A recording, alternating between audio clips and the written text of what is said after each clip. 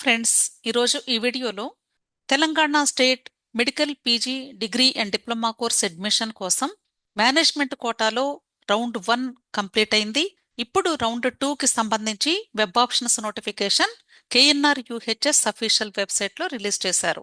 ఈ రౌండ్ 2లో పార్టిసిపేట్ చేయడానికి ఇంతకు ముందు రిలీజ్ చేసిన కట్ ఆఫ్ని బేస్ చేసుకొని ఎవరైతే తెలంగాణ స్టేట్ మేనేజ్మెంట్ కోటాకి ఆల్రెడీ రిజిస్ట్రేషన్ చేసుకొని ఎవరి నేమ్స్ అయితే ఫైనల్ మెరిట్ లిస్ట్ లో ఉన్నాయో ఆ స్టూడెంట్స్ అందరూ కూడా ఇప్పుడు సెకండ్ రౌండ్ లో వెబ్ ఆప్షన్స్ పెట్టుకోవడానికి ఎలిజిబిలిటీ ఉంది. ఇప్పుడు ఈ సెకండ్ రౌండ్ వెబ్ ఆప్షన్స్ పెట్టుకోవడానికి జనవరి 25వ తారీఖు ఉదయం 8 గంటల నుండి జనవరి 27వ తారీఖు ఉదయం 8 గంటల వరకు మాత్రమే అవకాశం ఉంది. అలాగే మీరు ఈ వెబ్ ఆప్షన్స్ పెట్టుకోవడానికి లింక్ కూడా ప్రొవైడ్ చేశాను. అయితే ఫైనల్ మెరిట్ లిస్ట్ లో ఉన్న ప్రతి ఒక్క స్టూడెంట్ కూడా ఎలిజిబులేనా అంటే కొన్ని కండిషన్స్ కూడా మనకి ఇచ్చారు. అంటే ఎవరెవరు ఎలిజిబుల్ అవుతారు, ఎవరు నాట్ ఎలిజిబుల్ అయ్యే అవకాశం ఉండొచ్చు అనేది. ఫస్ట్ ఎలిజిబిలిటీ క్రైటీరియా చూసినట్లయితే 2 టైప్స్ ఆఫ్ స్టూడెంట్స్ ఉంటారు. మీకు ఒకవేళ ఫస్ట్ ఫేజ్ లో సీట్ అలాట్మెంట్ వచ్చి కాలేజెస్ లో రిపోర్ట్ చేసి జాయిన్ అయి ఉంటే వాళ్ళు అప్గ్రేడేషన్ కోసం ఇప్పుడు వెబ్ ఆప్షన్స్ పెట్టుకునే అవకాశం ఉంది. వాళ్ళు ఎలిజిబుల్ అవుతారు.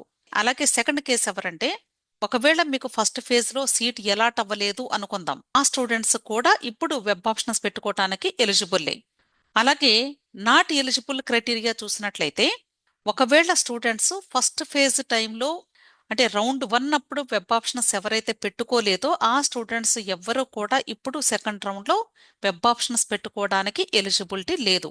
అలాగే సెకండ్ కేసు ఎవరంటే ఒకవేళ మీకు ఫస్ట్ ఫేజ్ లో సీట్ అలాట్మెంట్ వచ్చి మీరు కాలేజెస్లో రిపోర్ట్ చేయకపోయినా లేదా ప్రీ ఎగ్జిట్ డేట్ తర్వాత మీరు ఒకవేళ ఆ సీట్ క్యాన్సిల్ చేసుకుని డిస్కంటిన్యూ చేసిన వాళ్ళందరూ కూడా ఇప్పుడు వెబ్ ఆప్షన్స్ పెట్టుకునే అవకాశమే లేదు, నాట్ ఎలిజిబుల్. ఒకవేళ మీకు ఎలిజిబుల్లా కాదా అనే డౌట్ వస్తే వెబ్ ఆప్షన్స్ పెట్టుకోవడానికి మీ లాగిన్ డీటెయిల్స్ ఎంటర్ చేసినప్పుడు అక్కడ మీకు డిస్ప్లే అవుతుంది మీరు ఎలిజిబుల్లా కాదా అనేది.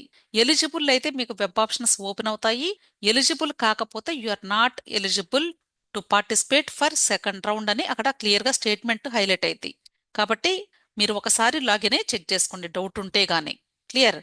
మోస్ట్ ఇంపార్టెంట్ పాయింట్ ఏంటంటే ఎవరైతే ఫస్ట్ రౌండ్లో సీట్ అలాట్మెంట్ వచ్చి కాలేజెస్లో జాయిన్ అయ్యారో వాళ్ళు ఇప్పుడు వెబ్ ఆప్షన్స్ పెట్టుకుంటూ ఉంటే అప్గ్రేడేషన్ కోసం మీరు గమనించాల్సిన విషయం ఏంటంటే ఒకవేళ మీకు అప్గ్రేడేషన్ కానీ వస్తే ఆల్రెడీ మీరు జాయిన్ అయినటువంటి రౌండ్ 1 సీటు ఇమ్మీడియట్ గా క్యాన్సిల్ అవుతుంది.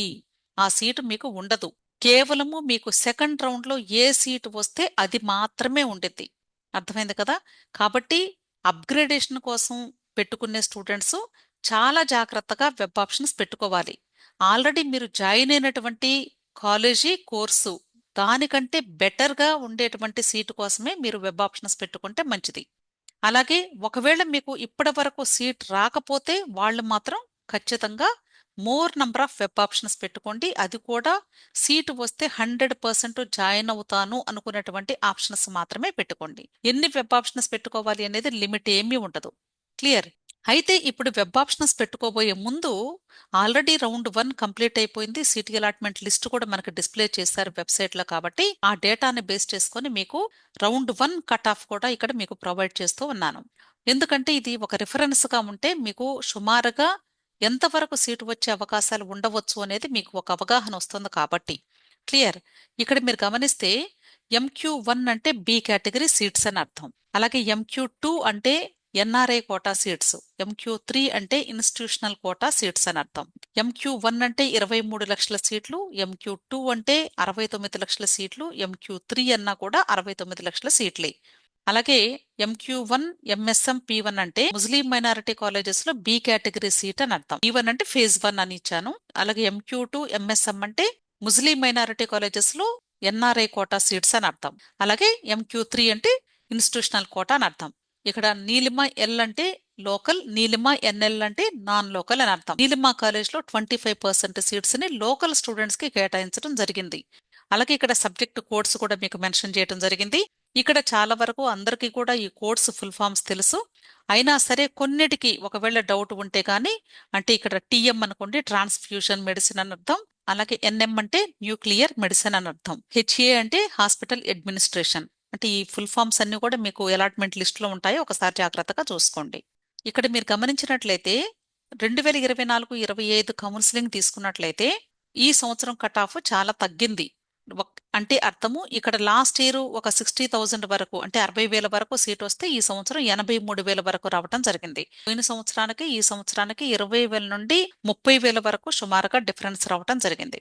కాబట్టి మీకు తెలంగాణ స్టేట్లో నేను ఇంతకు ముందు వీడియోలో కూడా చెప్పాను, చాలా మంది స్టూడెంట్స్ డీమ్డ్ కాలేజెస్లో లేదా వేరే స్టేట్స్లో జాయిన్ అవ్వటం వలన నంబర్ ఆఫ్ పార్టిసిపెంట్స్ తగ్గారు కాబట్టి కట్ ఆఫ్ తగ్గింది అని అర్థం. కట్ ఆఫ్ తగ్గటం అంటే మీనింగ్ ఎక్కువ ర్యాంక్ వరకు సీట్ వచ్చే అవకాశాలు ఉన్నాయి అని అర్థం. అలాగే మీకు కేఎన్ఆర్ యూహెచ్ఎస్ అఫీషియల్ వెబ్సైట్లో ఇప్పుడు management quota round 1 reporting date complete అయిపోయిన తర్వాత ఎంతమంది స్టూడెంట్స్ రిపోర్ట్ చేయలేదు అంటే జాయిన్ అవ్వలేదు దానికి సంబంధించి ఒక పీడిఎఫ్ రిలీజ్ చేశారు. ఆ డేటాని బేస్ చేసుకొని అంటే ఏ కోర్సులో ఎంతమంది స్టూడెంట్స్ ఏ కోటాలో జాయిన్ అవ్వలేదు అనేది మీకు డీటెయిల్డ్గా ఇవ్వటం జరిగింది.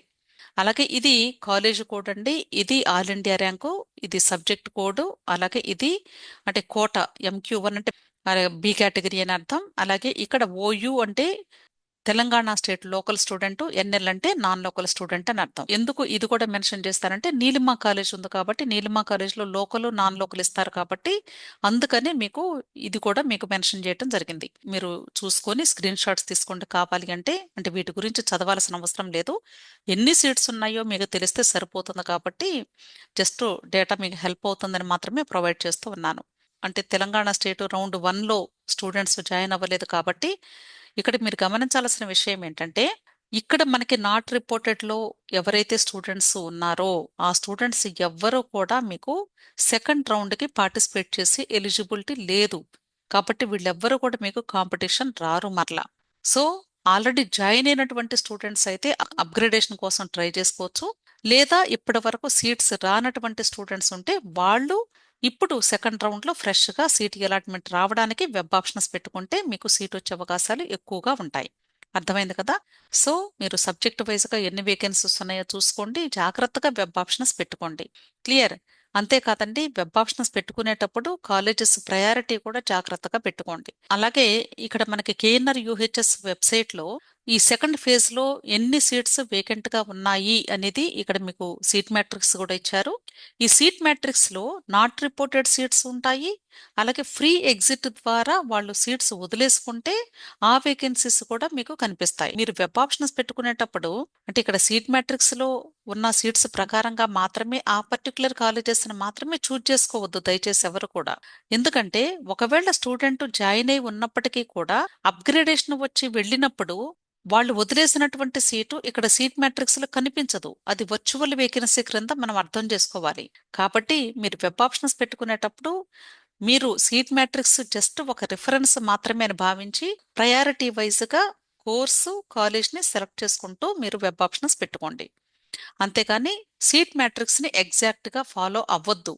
అంటే సీట్ మ్యాట్రిక్స్లో సీట్ లేదు కాబట్టి అక్కడ సీటు ఇంకా లేనట్లు మీరు దాన్ని వదిలేసుకోవద్దు దయచేసి.